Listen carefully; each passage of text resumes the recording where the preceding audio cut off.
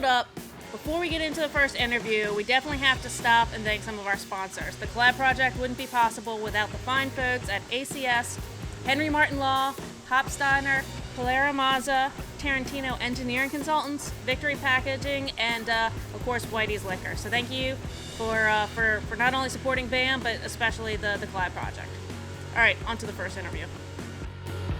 My name's Kenny Allen, brewmaster here at True Respite Brewing Company.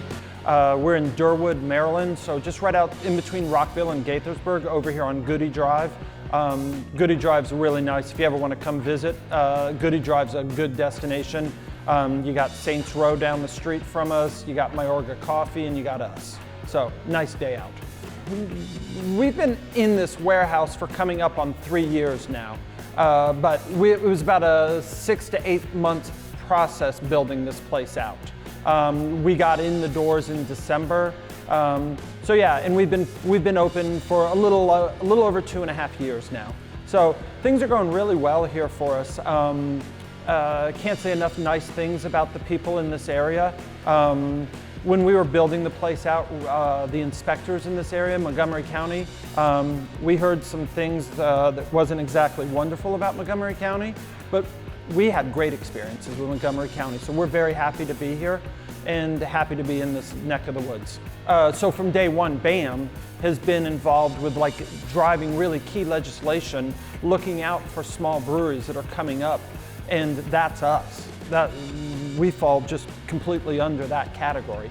And BAM has definitely looked out for us with pushing different legislation and helping the Congress people up in Annapolis understand the challenges that these businesses have and what laws need to be changed in order to nurture these breweries. So that's been really important to us. Yeah, so BAM has done a really good job driving change in Annapolis for these small craft breweries. So we wanted to be part of this collaboration because we understand that it doesn't take an accountant to figure out that BAM doesn't have a good avenue to raise money to fund themselves right now. So we want to be part of that, and this is our way of getting involved and doing that. We did a hoppy lager that we're donating money towards BAM because we like being part of that group and we want to help finance that group. I have a bunch of medals over on the wall that we've won at some of those events. And yeah, so those really, it's one of those ways, I love those events because it's like then you get the face-to-face. I'm kind of a Monday through Friday kind of guy, and I get in here at 7 and go from 7 in the morning till 3 or 4 in the afternoon, and then I go home. And those events let me get out and get face-to-face with the people that are consuming my product. And I really enjoy that because I enjoy listening to what they have to say and getting feedback that way. It's a great place for me to get feedback on how the people are receiving our product. So I enjoy that. And then it opens us up to new groups of people constantly. When we're going around, still, we've been here 2 years, we're producing an okay amount of beer. But I still run into people quite regularly in this area that were like, oh, I didn't even know you guys were over there. And it's like, well, good, I'm glad you know now. And yeah, so those things really, they help us get our name out, and they really serve to help this business immensely. So when we were coming up with this idea, so we did kind of one of those surveys, online surveys. What are they called? Monkey surveys? Is that? Survey Monkey, thank you. Yeah, we did a Survey Monkey, and then we got all this information back. So we ended up, we're gonna do a Tropical Export Stout. So the Tropical Stouts were originated from the Caribbean, where the Europeans would send these stouts down into the Caribbean. The people of the Caribbean really learned to love these stout beers, and then they started making them themselves, and they started mimicking that stout style down in the Caribbean, hence the tropical part of the name. And but what they did is they took it, and they liked the dark stout beers, but they made it their own by adding different dried fruits and doing different things, getting sugar sources from around where they were. So they took this beer style and they tweaked it. And so it's really interesting. So with the export just means it's boosted up alcohol a little bit, so it's a little higher alcohol. So we did the monkey survey, and so we did that, and we got a bunch of feedback from the breweries that we're working with on this, and a couple of the grains that they wanted like VOB malt. It's one from Simpson's, gives a real nice biscuit kind of, to me, orange toast kind of flavor. I really enjoy that. I'm also putting in some double roasted malts. The double roasted malts, what they do is they take the malt, put it in a big roaster, roast it once, take it out, let it sit for like 24 to 48 hours, and then they put it back in the roaster a second time, roast it a second time, and it really brings out these unique flavors in the malt, and it gives you like these dried fruit kind of flavors. I'm trying to mimic what they did in the Caribbean with the dark fruits that they use, like raisins and prunes and stuff like that. So I'm trying to mimic what they did with this malt. So it's really interesting. Then the group decided we wanted to use a London 3 yeast. So we're using that yeast strain too. That should lend a really nice fruity character also. So yeah, we're doing a lot of different things and listening to what the different brewers talked about in their survey returns and incorporate everybody's ideas.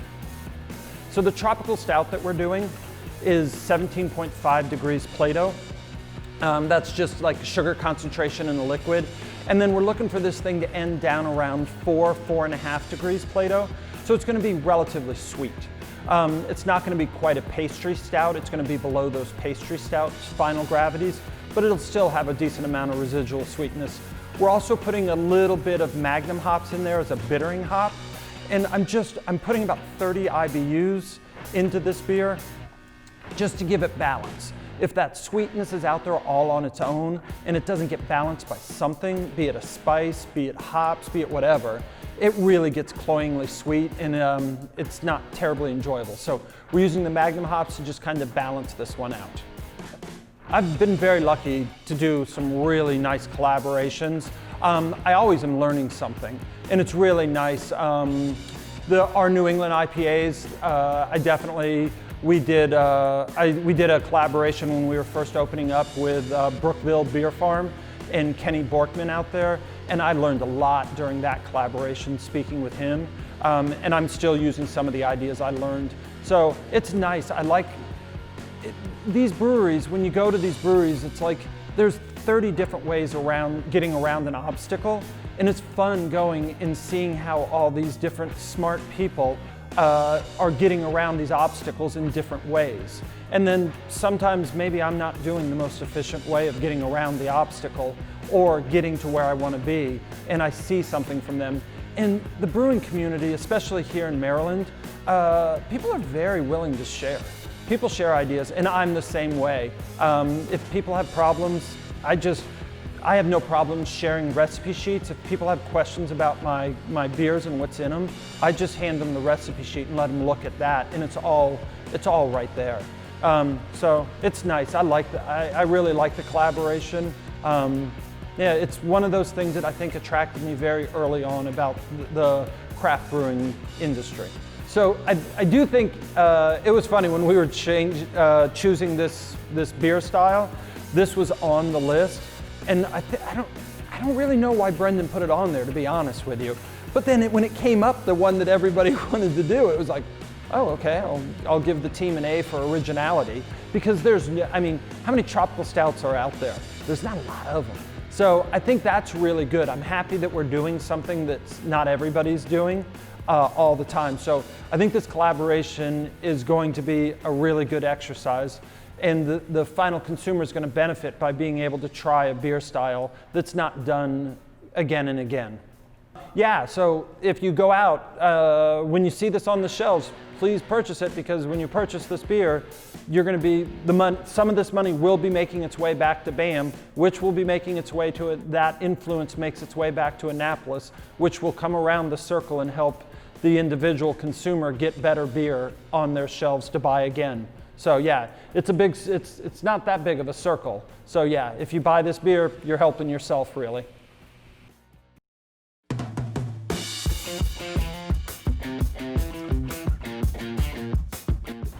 All right, so here at True Respite, We got a really nice 15-barrel brew house. We brew a lot of double batches on it. It's an ABE system, so I always tell people when I talk about ABE equipment, it's great value for the money. So really nice system. In about 12 hours, we can produce 2 15-barrel batches. We also have a small little Blickman system that we can do pilot stuff off of. So what I've taken to doing with that system recently is I'm brewing these really, really high gravity beers, like 27, 28, 30 degrees Plato. And then we are fermenting them out in our small pilot system. And then I'm making that for our barrels. We're producing 2 55-gallon barrels a month right now. And we're just stockpiling these barrels and letting them age until they get to where we want. And then we're blending them. So we're not doing it this Friday, but usually Fridays are a fun evening. When you're here at the end of the day on Friday, it's fun Fridays because we pull the pins on a lot of barrels and blend off stuff and see if it works and whether we're happy with where it's gone. So yeah, do a lot of that on our pilot system. So I love that pilot system. It allows me a lot of latitude to try new things. So it's really good in that way. We have a bunch of fermenters in the back here. We've got a lot of fermenters now. When we first opened, we had 1 15-barrel fermenter, and then we had three 30-barrel fermenters. Since then, we've added a 15-barrel bright tank, we've added 2 7-barrel tanks, another 15-barrel, and a 60-barrel fermenter in the back. So we've been expanding pretty nicely. So yeah, things are going well. Having all the different fermenters lets me do different beers constantly. We like doing a lot of one-off beers here. We're kind of rapid fire and do a lot of stuff like that. All right, so we have our own canning line. We purchased this a while back. We were using the mobile canning line at Ironheart. Ironheart, really great company. So, but you pay to use their stuff. So Brendan and Bailey and I all did put a pencil to a piece of paper, and we figured out if we bought our own line, we would pay for it in about 18 months.